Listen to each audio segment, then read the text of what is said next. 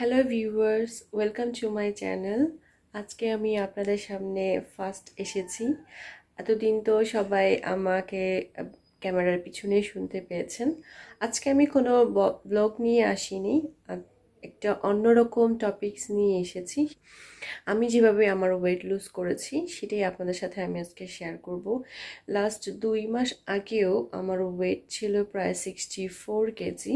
এখন আমার ওয়েট 54, প্রায় 10 কেজি ওয়েট লুজ করেছি। এটা খুবই সহজভাবে করেছি, কোনো কঠিন কিছু না। আমার তেমন কিছুই করতে হয়নি, ইজি ছিল আমার জন্য। জাস্ট 2-3টা জিনিস আপনি ফলো করলেই ইজিলি আপনি আপনার ওয়েট লুজ করতে পারবেন। এর মধ্যে একটি এখন আমি আপনাদের সাথে শেয়ার করব। এখানে তেমন কিছুরই প্রয়োজন নেই, জাস্ট 3টি ইনগ্রেডিয়েন্টস হলেই হয়ে যায়।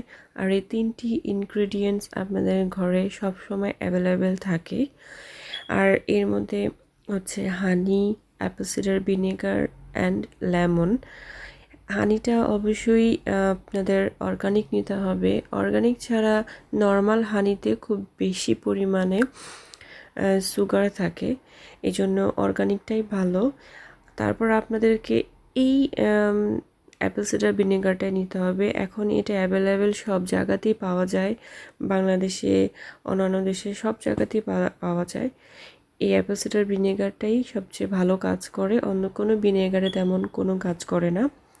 তারপর আপনাকে নিতে হবে জাস্ট 1 টুকরো লেমন।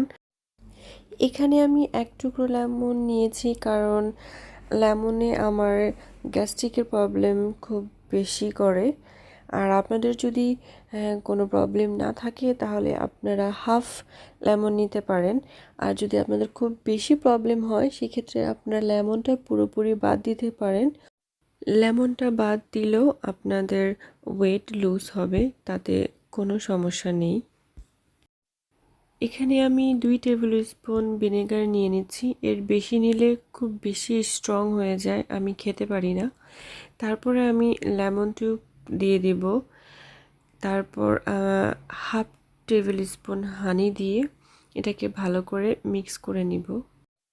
এখানে আমি হানির পরিমাণ অল্প দিয়েছি কারণ আমার হানিটা খুব বেশি সুইট, অল্পতেই সুইট হয়ে যায়।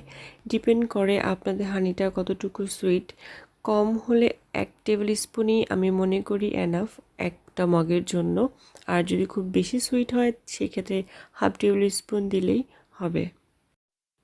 আর একটি কথা, পানি এখানে অবশ্যই হালকা গরম হতে হবে। বেশি গরম হলে হানির কোনো কাজ করে না। আর যদি খুব বেশি ঠান্ডা হয় তাহলে টোটাল যে প্রক্রিয়াটা পেটের ভিতর যে কাজ করে সেটা করবে না। সো বেশি ঠান্ডা করা যাবে না, আবার খুব বেশি গরম করা যাবে না, তাহলে এটা আপনার খুব ভালো কাজ করবে। এটা আপনি অবশ্যই প্রতিদিন সকালে একদম খালি পেটে নিতে হবে। খাওয়ার ঠিক 1 ঘন্টা পর আপনি খাবার খাবেন। যদি পারেন তো 2 ঘন্টাও ওয়েট করতে পারেন, কিন্তু 2 ঘন্টা পর আসলে অনেক বেশি ক্ষুধা লেগে যায়। আর এটা অবশ্যই কাজ করবে ইনশাল্লাহ।